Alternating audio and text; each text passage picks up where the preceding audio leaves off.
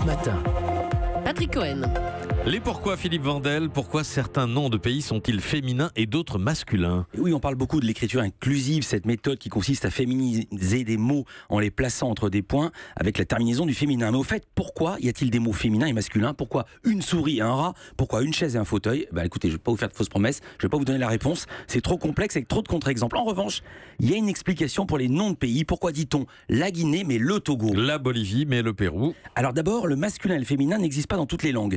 Ça vient surtout des langues romanes issues du latin comme le français, l'espagnol, l'italien qui ont deux genres. Dans d'autres langues comme l'allemand, il y a trois genres, masculin, féminin et neutre. Originellement en latin, les noms de pays sont ou étaient féminins. On dit Germania, Gallia, Hispania, Italia. Et le suffixe ia, c'est le suffixe du féminin en latin. En passant au français, les pays sont restés féminins. Certains noms de pays étaient au départ des adjectifs féminins, comme la Belgique ou l'Argentine. On parlait de Gaule-Belgique et de République argentine. Les noms ont disparu et les adjectifs sont restés au féminin. Mais alors pourquoi certains pays sont masculins, comme le Venezuela ou le Congo? Alors pour les pays africains, c'est souvent parce que les noms de pays sont issus de fleuves. Un fleuve c'est masculin, donc on dit le Sénégal, le Zaïre, le Congo, le Niger. Autre cas, c'est un prénom ou un nom masculin qui donne son nom à l'État. On appelle ça un anthroponyme comme Israël. Et puis, ça change à partir du 19e siècle.